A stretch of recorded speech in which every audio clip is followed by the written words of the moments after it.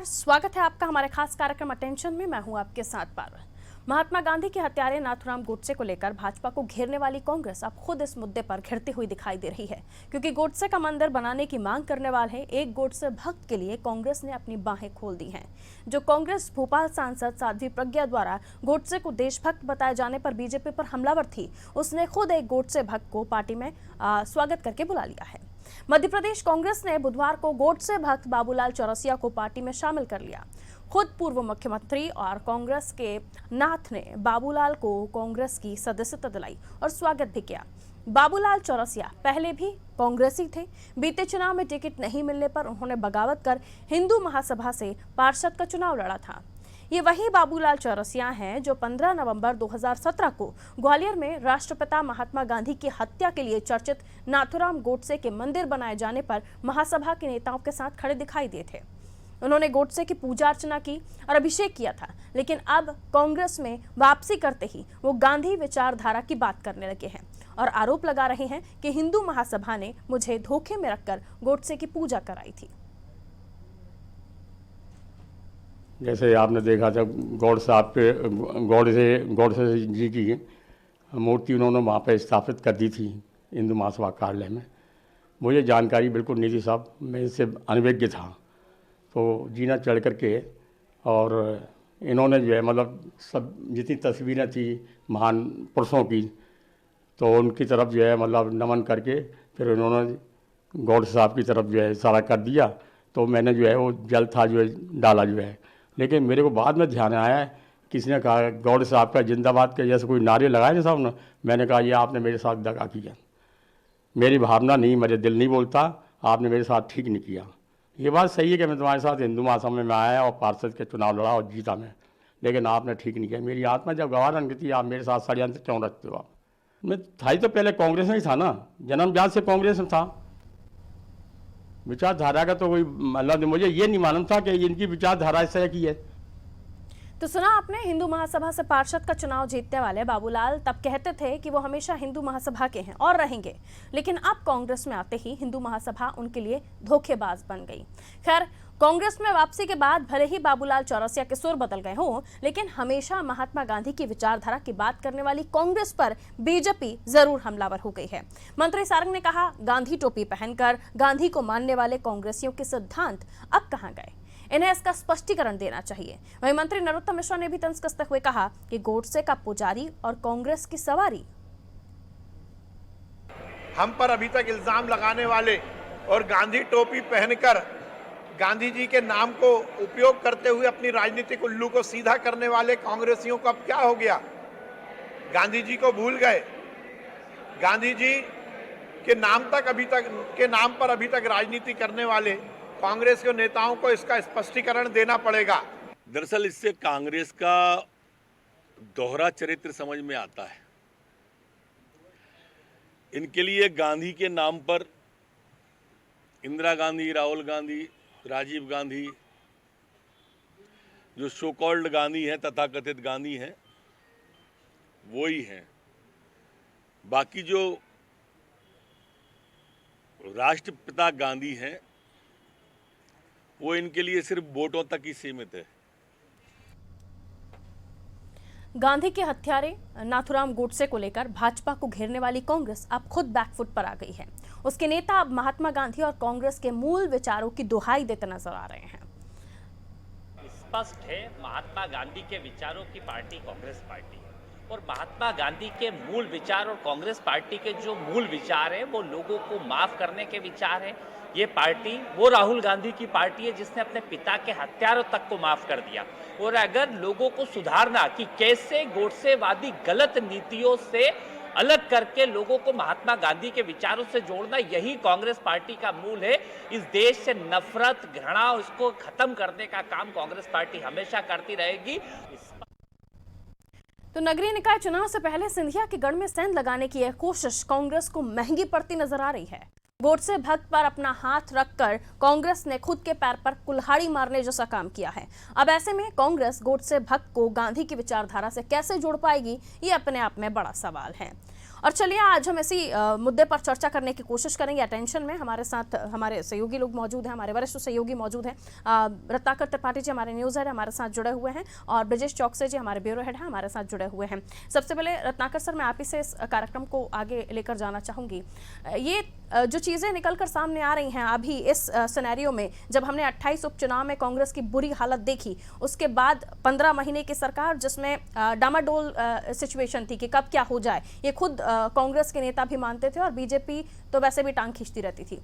अब यहाँ जब हम आकर देख रहे हैं कि जब कांग्रेस को एक गंभीरता दिखानी चाहिए, मैच्योरिटी दिखाई देनी चाहिए, वैसे में इस तरह की जो सिचुएशन सामने आ रही हैं, वो नेता जो पहले गांधी जी के हत्यारे के तौर पर देखे जाते थे, नाथुराम गोडसे की मैं बात कर रही हूँ, उस वक्त उनकी पूजा करने वाले चौरसिया जी, अब उन्हें ज्वाइन कराने की बात सामने आई और उन्हें फूलों का गुलदस्ता देकर ज्वाइन कराया जा रहा है। वो कांग्रेस की विचारधारा कहाँ गई? कहते हैं गांधी जी की बातों को वो आगे बढ़ाते हैं, लेकिन ये कैसी बातें सामने आ रही हैं, किस तरह से वो रिएक्ट कर रहे हैं? देखिए, इस निर्णय के पीछे जो भी मंशा है वो हो सकता है ऐसा लग रहा हो कमलनाथ को थोड़े भोले पड़ जाते हैं, कई बार वो सलाह मान लेते हैं लोगों की, फिर बाद में कहते हैं कि मैं गलत सलाह में आ गया था। जैसा उन्होंने दिग्विजय सिंह के लिए कहा था कि मेरी सरकार इसलिए चली गई क्योंकि मैं उनकी बात मान रहा था। तो हो सकता है कोई उन्हें कन्विंस करने में कामयाब रहा हो कि अगर इनको ले लेते हैं तो सिंधिया को बहुत बड़ा झटका लगेगा। ग्वालियर चंबल संभाग सहित पूरे मध्य प्रदेश में नगरीय निकाय के चुनाव में कांग्रेस की स्थिति मजबूत हो जाएगी। हो सकता है किसी ऐसी बात से कन्विंस होकर कमलनाथ ने फैसला ले लिया। और लेकिन बड़े आश्चर्य की बात आप देखें कि एक पार्टी का प्रदेशाध्यक्ष एक ऐसे शख्स का अगवानी कर रहा है, उसके साथ में अपनी तस्वीरें सामने ला रहा है जो जिसका कद प्रदेशाध्यक्ष या पूर्व मुख्यमंत्री के हिसाब से बहुत छोटा है। ये सही है कि वो पहले कांग्रेस में रहे, फिर हिंदू महासभा में चले गए और उसके बाद में वो बड़ी मासूमाना दलील दे रहे हैं कि मुझे तो पता ही नहीं था कि वहाँ पर गोडसे की पूजा हो रही है। और यहाँ मैं एक चीज़ का और जिक्र करना चाहूँगा। अभी हमने कुणाल चौधरी जी को सुना, वो इस बात को कह रहे हैं कि बापू लोगों को माफ़ करने में यकीन रखते थे, कांग्रेस पार्टी ने भी उसी तरीके से ये माफ़ किया है चौरसिया को, जो कुछ भी उनकी गलतियाँ रही थी और उन्हें शामिल किया है। तो ये बड़ा हास्यास्पद स्थिति है क्योंकि कांग्रेस पार्टी इन मामले में बड़ी चूज़ एंड पिक वाली पॉलिसी पर काम करती नज़र आ रही है। मध्य प्रदेश में लक्ष्मण सिंह माफ़ कर दिए गए थे, हालांकि भाजपा में चले गए, वो वहाँ से उन्होंने चुनाव लड़ा, विधायक रहे, पानी पी के अपनी पार्टी को कोसते रहे थे। लेकिन केंद्रीय स्तर पर यदि हम देखें तो ये वही पार्टी थी जिसने पीवी नरसिम्हा राव से गांधी नेहरू परिवार की दुश्मनी को इस कदर निभाया था कि उनकी लाश तो उनके शव तक को सम्मान नहीं मिलने दिया गया था, उनके शव को कांग्रेस मुख्यालय में लाने नहीं दिया गया था, उनके अंतिम संस्कार को दिल्ली में होने नहीं दिया गया था। और ये बात पार्टी के वरिष्ठ जो एक नेत्री मार्गरेट अल्वा खुद उन्होंने अपनी किताब में लिखी थी। उन्होंने लिखा था कि सबके पीछे सोनिया गांधी के निर्देश थे, सबके पीछे सोनिया गांधी का हाथ था। तो ये दो किस्म की बातें हैं, दो तरह की बातें, और ये माफ़ करने जैसी कोई चीज़ नहीं है। कांग्रेस पार्टी को ले देकर लगा कि कोई उसकी तरफ आ रहा है। अभी हाल के दिन में के कुछ घटनाक्रम देखें तो बाकी इससे पहले तो जो उपचुनाव हुए थे 28 सीटों के, उसके बाद से लेकर अब तक तो जो भी दल छोड़कर आ रहे थे वो भाजपा में कांग्रेस से निकल कर आ रहे थे। तो हो सकता है कि ऐसे में डूबते को तिनके का सहारा या ना मामा से काना मामा सही, इस तरीके की किसी तर्ज पर चौरसिया को लेने और उन्हें इतना महिमा मंडित करने की कोशिश कांग्रेस पार्टी कर रही हो। ब्रजेश सर, महिमा मंडन की बात आ रही है और ये भी कहा जा रहा है कि कांग्रेस को लगा कि डूबते को तिनका का सहारा, कि चलिए कोई नहीं तो कोई तो सही। लेकिन क्या अभी भी कांग्रेस को लग रहा है कि हम में भी है दम और ये दिखाना भारतीय जनता पार्टी को, और कहीं वो ये भूल गए कि आप किस हैसियत के नेता को आप सामने लेकर आ रहे हैं? और अगर चलिए, क्योंकि हम सभी नेता जन समर्थन से जनता के वोट से ही बनते हैं, लेकिन अगर क्राइटेरिया में बांटिए तो सांसद, विधायक, महापौर, पार्षद, और उसके बाद कहीं तो कैटेगरी थोड़ी सी ऊपर जाती और फिर ज्वाइन कराने की बात आती और खुद कमलनाथ सामने आते। आप कैसे देखते हैं इसे? देखिए पारुल, मुझे लगता है कांग्रेस में बहुत बड़ी चूक कर गई है। वो ऐसे व्यक्ति को ले चुकी है जिनकी खिलाफत हमेशा करती रही है। हिंदू महासभा जो है वहाँ पे ग्वालियर में, उसका एक नेटवर्क है वहाँ पे। चूँकि कांग्रेस वहाँ पे अपनी ज़मीन खो चुकी है, तो अब वो ऐसी नावों पर सवार हो रही है जहाँ उसको होना नहीं चाहिए। ये उनको डुबाने वाली नाव ही एक तरह से हम कह सकते हैं। कांग्रेस को चाहिए था कि वो जो गोडसे का समर्थक है उसको तो कदापि ना ले, क्योंकि जब जब गोडसे हमेशा बहस और विवाद की वजह रहे हैं, उन्हें कांग्रेस हमेशा आरोप लगाती रही कि वो आरएसएस से जुड़े रहे हैं। हालांकि उनने खुद हिंदू संगठन का गठन किया था और क्यों मारा था गांधी जी को, उनके भाई ने एक किताब भी लिखी थी गोडसे ने कि गांधी वध क्यों। इसके बावजूद भी लगातार आरोप जो कांग्रेस लगाती रही, यदि हम साध्वी प्रज्ञा सिंह ठाकुर के बयान की बात करें लोकसभा में जो हुआ था, उस पर किस तरह से तीखी प्रतिक्रिया आई थी।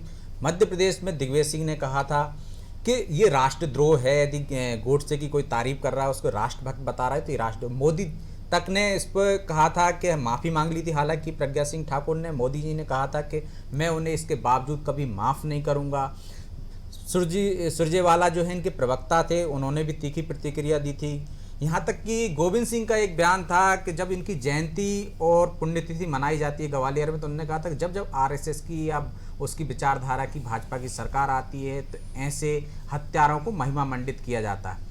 और एक जो आप हमने अपने पैकेज में भी दिखाया है कि ग्वालियर में जो गोडसे के मंदिर बनाने की बात हुई थी, जब ज्योतिरादित्य सिंधिया ने भी तीखी प्रतिक्रिया दी थी, तब वो कांग्रेस में थे। इसके बाद आप शिवराज सरकार थी मध्य प्रदेश में, सरकार ने बाकायदा मूर्ति को जब्त किया था, मंदिर से अपने कब्जे में ले लिया था और मंदिर नहीं बनने दिया था।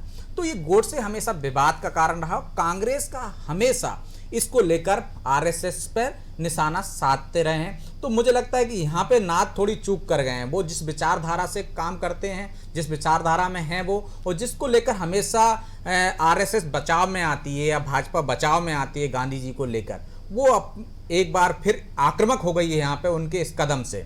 क्योंकि जो गोडसे ने जो हत्या की थी उसको जायज किसी ने नहीं ठहराया है। गोडसे, हालांकि ये कहा जाता है कि इतिहास में हम पढ़ेंगे कि वो आरएसएस से जुड़े थे और खुद गांधी के अनुयायी थे। उनने गांधी के आंदोलन में, जो अवज्ञा आंदोलन था, नागरिक अवज्ञा आंदोलन, उसमें बाकायदा सहभागिता की थी। और जब उन्होंने हत्या की थी तो इसके बाद उन्होंने कहा था, जो किताब में आया, उनके भाई की गोडसे की किताब में आया है कि मैंने बद राजनीतिक किया है, ना कि मेरी कोई दुश्मनी नहीं थी गांधी से। क्योंकि गोडसे राष्ट्रभक्त से ज़्यादा उनकी सोच हिंदू राष्ट्र की थी, तो उस सोच के कारण उन्होंने हत्या की थी। और यही कारण, इसी वजह से आरएसएस पे कुछ समय के लिए बैन भी लगा था, हालांकि बाद में हटा लिया गया था। तो आरएसएस इस मामले में हमेशा बचाव में रही है और कांग्रेस आक्रामक रही है। लेकिन हम यह देख रहे हैं कि कमलनाथ के सिर्फ एक कदम से कांग्रेस बचाव में आ गई है और भाजपा आक्रामक हो रही है उसको। तो निश्चित तौर पर ये उनकी जो छवि है जो कांग्रेस की, वो उस पर आघात होगा और वो नुकसानदायक रहेगी। क्योंकि हिंदू महासभा का जरूर वहाँ पे अच्छा वर्चस्व है उस क्षेत्र में, तो कांग्रेस को लगा होगा कि यहाँ पे खोई हुई जमीन हम किसी के माध्यम से तो हासिल करें, हमारे पास ऐसा नेटवर्क हो जाए। लेकिन चौरसिया जी जिनको उन्होंने लिया है वो इतने बड़े कद के नेता भी नहीं है। तो ये किस तरह से हुआ, किसके कहने पर हुआ, निश्चित तौर पर मुझे लगता है कि इस पर भी कमलनाथ जी को वैसा ही पछतावा होगा जैसा रत्नाकर जी बता रहे थे कि वो चूक कर गए, एक बड़ी चूक कर गए और ये एक ऐसा मुद्दा दे दिया उन्होंने भाजपा को जिससे वो बच नहीं सकते हैं। बिल्कुल, बैठे बिठाए कांग्रेस ने एक मुसीबत मोल ली है और ये मौका दे दिया है बीजेपी को कि वो अब उस पर आक्रामक हो जाए। क्योंकि जब हमने साध्वी प्रज्ञा की बात सुनी थी लोकसभा इलेक्शन के टाइम पर रत्नाकर सर, तो उन्होंने तो कहा था, लेकिन इनकी जो फोटो आई हैं वो तो पूजा करते हुए आई हैं, तो और ज़्यादा परेशानी बढ़ जाती है कांग्रेस के लिए।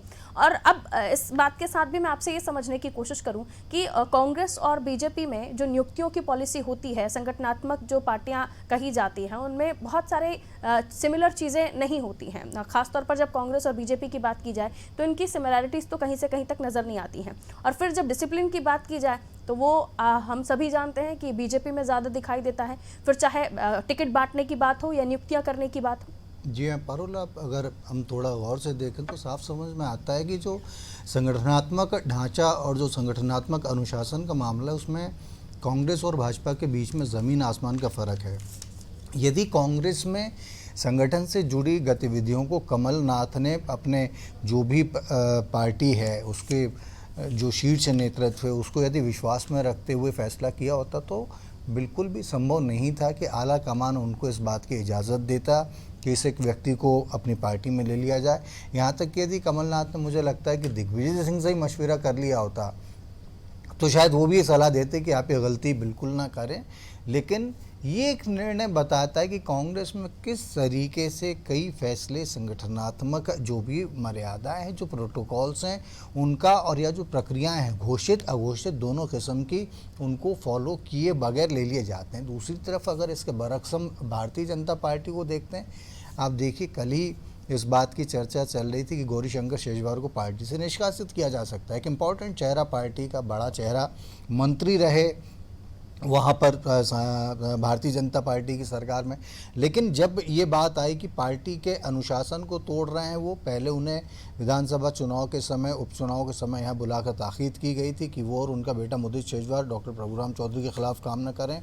उसके बाद भी जब उनका रवैया नहीं बदला तो अब ये लगभग तय माना जा रहा है कि उन्हें पार्टी से निष्कासित कर दिया जाएगा। तो इस तरीके की जो चीज़ें होती हैं, अब आप देखिए भारतीय जनता पार्टी में कमलनाथ अपने सुभीते से इनको चौरसिया को पार्टी में लेकर चले, इतना बड़ा एक कॉन्ट्रोडिक्टरी कदम उठा लिया उन्होंने।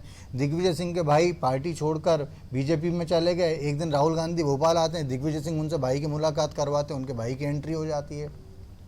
किसी किस्म के जो वैचारिक जो प्रक्रिया रहती है जिसमें इस बात को शामिल किया जाए कि भाई पार्टी की, आखिर पार्टी को सोचकर आप चलिए, नेताओं को सोचकर मत चलिए, उसका कांग्रेस में पालन नहीं होता। और यही वजह है कि आप देखेंगे कांग्रेस पूरी तरीके से गुटों में बटी हुई पार्टी है। भाजपा में भी अलग अलग नेता के अपने सपोर्टर्स होते हैं, लेकिन कोई भी गुट उसमें इतना हावी नहीं हो पाता है कि वो संगठन को कमज़ोर कर सके। और ये ज़मीन आसमान को जो फ़र्क है वही मध्य प्रदेश सहित पूरे देश में कांग्रेस के मुकाबले भाजपा की मजबूती का बहुत बड़ा कारण बना हुआ है। ब्रजेश सर, हम देख रहे हैं इन दिनों जब ये जो विधानसभा के इलेक्शन हुए 2018 में, कमलनाथ तरह तरह के चेंजेस अपने अंदर लाते रहे। फिर चाहे उनकी डीपी में उनकी भक्ति दिखाई देती हो, या फिर पीसी शर्मा जी के हम बात करें वहाँ चालीसा दिखाई देता हो, वो भी सोशल मीडिया पर शेयर करते हैं। राहुल गांधी जनेऊ धारण करते हैं, पब्लिकली दिखाते हैं उन सारी चीज़ों को। ये खासतौर पर अगर हम एमपी की बात करें तो इस तरह के चेंजेस, वो भी उस पार्टी में जो हार्ड हिंदुज़्म में नहीं बिलीव करती है, उनकी विचारधारा अब क्या माहौल देखकर बदल रही है, आपको ऐसा लगता है? और फिर वो क्योंकि अपने आप को साबित करना है या बीजेपी को नीचा दिखाना है, इसलिए वो किसी भी तरह की कोशिश करेंगे? देखिए पारुल, हम पिछले लंबे समय से ये देख रहे हैं कि जो पार्टी की विचारधाराएं होती हैं उनमें पतन आ रहा है। विचारधारा नाम की अब कोई चीज़ पार्टियों में बची नहीं है। जिस तरह से चाहे वो भाजपा की हम बात करें चाहे कांग्रेस की बात करें, अब उनको लगता है सत्ता सबसे सर्वोपरि है। सत्ता के लिए साम दाम दंड भेद जो भी उनको करना है वो सब करते हैं। सत्ता में हासिल करने के लिए विचारधारा को वो तिलांजलि दे देते हैं। जिस तरह से हम देख रहे हैं, यदि चौरसिया जी को उन्होंने लिया है तो एक तरह से विचारधारा को ही साइड में रख दिया है, तो जिसका उनकी ही पार्टी में विरोध भी शुरू हो गया। अरुण यादव ने ट्वीट करके कहा कि गांधी जी हम शर्मिंदा, हमें माफ़ कीजिएगा। तो इस तरह का जो विरोध हुआ है, तो आप हो सकता है कि हम आगे अगले 1-2 दिन में ये भी देखें कि बाबूलाल चौरसिया को पार्टी में ले लिया भले ही, लेकिन प्रेशर इतना हो पार्टी के अंदर ही कि उनको फिर से निष्कासित कर दिया जाए। वो भले कांग्रेस में थे पहले, वो किसी दूसरे दल में गए होते तो निश्चित तौर पर कांग्रेस में ये और हम यहाँ बहस नहीं कर रहे होते, कांग्रेस में ऐसा विरोध नहीं हो रहा था। क्योंकि वो गए उस पार्टी में थे जो गोडसे का सम्मान करती है, उसकी जयंती मनाती है, उसका कार्यक्रम करती है, उसका मंदिर बनाती है। और जिस तरह से वो मासूमियत से कह रहे हैं कि हमसे पूजा अर्चना करा ली गई, जब वो हिंदू महासभा में गए होंगे तो निश्चित तौर पर उनको उसका इतिहास पता होगा। और ग्वालियर संभाग का जो व्यक्ति यदि ऐसा कहे तो निश्चित तौर पर वो झूठ बोल रहा है सरेआम, क्योंकि वहाँ पे हिंदू महासभा का गढ़ है एक तरह से, वहाँ उसका नेटवर्क है। और वही एक कारण है कि जो कमलनाथ जी को समझाया होगा उनके समर्थकों ने कि ज्योतिरादित्य सिंधिया के जाने से जो एक रिक्त स्थान हुआ है बड़े पैमाने पे, हमारे पास कार्यकर्ता भी नहीं। हमने उपचुनाव में देखा है कि उनको भाजपा से लोग लाकर चुनाव लड़ाने पड़े, तो एक तरह से पूरा संगठन चला गया था, क्योंकि सिंधिया घराने का ही वहाँ पे क्षेत्र में वर्चस्व है। और इतने लंबे समय से कांग्रेस की राजनीति उन्हीं के माध्यम से हो रही थी, तो कार्यकर्ता तक सीधे उनसे जुड़े थे। जिस तरह से भाजपा में क्षेत्रवाद नहीं होता, कांग्रेस में क्षेत्रीय छत्रप होते हैं, उन्हीं के समर्थक होते हैं, ना कि पार्टी के। तो पूरे समर्थकों के साथ वो चले गए थे। अब जो रिक्त स्थान है उसकी पूर्ति के लिए लोग नहीं मिल रहे हैं, तो पार्षद जैसे लोगों को, और एक जो पार्षद रह चुका है कार्यकर्ता जैसे लोगों को, पूर्व मुख्यमंत्री और नेता प्रतिपक्ष को उस वक्त खुद ज्वाइन कराना पड़ रहा है। तो ये एक तरह से कांग्रेस की हालत भी बयां करता है ये कार्यक्रम। और ज्वाइन कराने के बाद जिस तरह से ट्वीट कर रही है मध्य प्रदेश कांग्रेस, उनके ट्विटर हैंडल से बताया जा रहा है कि चौरसिया जी को ज्वाइन करा लिया है, हिंदू महासभा के नेता थे वो, तो कितना बड़े पैमाने पर दिखाने की कोशिश की जा रही है कि जैसे बड़े स्तर का नेता हमने उस क्षेत्र का ले लिया हो, जिसके पीछे बहुत सारे फॉलोअर्स हों जो हमें फायदा पहुंचा दे नगरीय निकाय चुनाव। तो आप देखिए कि दयनीय स्थिति में है कांग्रेस ग्वालियर चंबल संभाग में, को एक पार्षद के लिए इतना महत्व दे रही है। कोई बड़ा नेता, कोई विधायक, पूर्व मंत्री होता तो निश्चित तौर पर ऐसे कार्यक्रम होते, कमलनाथ उनको ज्वाइन कराते तो बाबाई कर सकती थी कांग्रेस अपनी कि उनके पास आ रहे हैं लोग, उनकी विचारधारा से प्रभावित होकर आ रहे हैं। इन लोगों को जहां कोई नहीं मिला, जिसको भाजपा ने भी नहीं संरक्षण दिया, भाजपा ने अपने पास नहीं रखा, वो कोई किसी के पास नहीं गया, कोई उसको लेने को तैयार नहीं। इस कारण वो एक ऐसी हिंदू महासभा में गया जहां से उसको टिकट आसानी से मिल जाता, जहां पे कोई दावेदार नहीं थे लड़ने वाले, उसको आप लेके इस तरह से महिमा मंडित कर रहे हो। तो निश्चित तौर पर जब आप दिग्विजय सिंह कहते हैं कि जो गोडसे देश का पहला आतंकवादी था, तो क्या मान लिया जाए कि अब कांग्रेस आतंकवादियों को संरक्षण दे रही? आपके नेताओं के शब्दों को इस्तेमाल करें तो उन्होंने कहा था देश में यदि कोई पहला आतंकवादी है तो वो गोडसे है, जिसने गांधी जी को मारा था। तो क्या आतंकवादियों का संरक्षण कर रहे हो आप? जब हेमंत कटारे की बात होती है, अन्य की बात होती है, तो आप भाजपा पे आरोप लगाते हो, साध्वी प्रज्ञा सिंह ठाकुर पे आरोप लगाते हो। तो आप किस मुंह से आप कह सकते हो कि हम गोडसे के हत्यारों का विरोध करेंगे, गोडसे को मानने वालों का विरोध करेंगे? आप तो गांधी के मानने वालों का थे ना। ऐसे 10 चौरसियाओं को आप त्याग सकते थे, 10 चौरसियाओं को आप हाथ जोड़ सकते थे, भले ही वो बड़े ही कितने नेता होते। तो मुझे लगता है अपने ही गोल में, अपने ही पाले में गोल कर लिया कमलनाथ जी ने, और निश्चित तौर पर आगे इसके परिणाम हमको देखने को मिलेंगे। और हो सकता है कि चौरसिया जी कुछ दिन ही के मेहमान हो कांग्रेस में। बिल्कुल। रत्नाकर सर, इन दिनों राजनीति में जाना हो, पहले तो ये होता था कि अगर कोई समाज सेवा करना चाहता है, राष्ट्रहित में काम करना चाहता है, तो वो राजनीति में चला जाता है। लेकिन अब ये दूर की बातें हो गई। आज विचारधारा, बीच में विचारधारा जैसी बात हुई, लेकिन अब आइडियोलॉजी जैसी भी कोई चीज़ लग नहीं रही। किसी को किसी पार्टी में जाना है तो विचारधारा नहीं देखता है, उन्हें ताक पर रखकर वो कोई भी पार्टी चेंज कर लेता है। लेकिन आज के समय पर जब हम देख रहे हैं कमलनाथ जी जो बहुत करीबी हुए गांधी परिवार के, लेकिन अब जब उन्हीं की जो लाइन है उस लाइन से हटकर वो काम कर रहे हैं, फिर चाहे वो हिंदुज़्म की बात हम कर लें या फिर हम अभी इस चीज़ की बात कर लें, जैसे कि आपने भी कहा कि अगर उन्होंने सीनियर से बात की होती, पार्टी के आला कमान से बात की होती, तो शायद इस चीज़ की इजाज़त उन्हें नहीं मिलती। तो ये इतना पार्टी लाइन से हटकर क्यों काम कर रहे हैं? ये वाकई कुछ सोची समझी रणनीति के तहत कमलनाथ काम कर रहे हैं या फिर कोई और बात है, ये हार की खुसफुसाहट है या फिर कोई और चीज़ आप समझते हैं इसके पीछे? देखिए बारुल, मुझे लगता है जो कांग्रेस में शीर्ष नेतृत्व के स्तर पर जो शून्य कायम है फिलहाल, जो उसके एक वैक्यूम जो कायम है, मुझे लगता है उसका ये बहुत बड़ा नतीजा है कि पार्टी के नेता अपने अपने इलाकों में एक तरीके से अपनी इच्छाओं को पूरा करने मनमानी के हद तक उतर आए हैं। अशोक गहलोत का एग्जाम्पल आप लें, राजस्थान में इतने वो हो गए थे, सख्त हो गए थे अपने तरीके से कि सचिन पायलट को पार्टी छोड़ने जैसी कोशिश करनी पड़ गई थी। मध्य प्रदेश में आप स्थिति देखिए, दिग्विजय सिंह इतने सरकार पर हावी हो गए थे, वो दिग्विजय सिंह जिन्हें 2018 के विधानसभा चुनाव में राहुल गांधी ने अपनी सभाओं में ना के बराबर भी तवज्जो नहीं दी थी, वही दिग्विजय सिंह इतने पावरफुल हो गए थे कि उनसे प्रताड़ित होकर ज्योतिरादित्य सिंधिया ने पार्टी छोड़ दी थी। समस्या ये है कि कांग्रेस में अध्यक्ष के नाम पर भले ही सोनिया गांधी जी हैं, लेकिन उनका स्वास्थ्य खराब चल रहा है। एक बड़ी अनिश्चय की स्थिति, क्योंकि राहुल गांधी का पार्टी के मामलों में दखल तो बराबर रहता है, अध्यक्ष की लगभग हैसियत से ही उनका दखल रहता है, लेकिन उनके सारे फैसले, लगभग सारे के सारे फैसलों, सारे के सारे महत्वपूर्ण चुनाव धड़ाधड़ करके पार्टी हारती चली आती है। इस बात का दोष राहुल गांधी पे ही गया था कि मध्य प्रदेश, राजस्थान और छत्तीसगढ़ में 10 दिन में किसानों का कर्ज माफ़ करने की बात कह के उन्होंने पार्टी को बहुत बड़ी मुसीबत में डाल दिया। हालांकि उनका एक वादा सरकार के गठन में बहुत बड़ा सहायक बना था, लेकिन राहुल गांधी की समस्या ये है कि वो अच्छा करने जाते हैं और पार्टी का अक्सर बुरा कर देते हैं, और अच्छा जो उनके करने को भाजपा के हिस्से में अक्सर चला जाता है।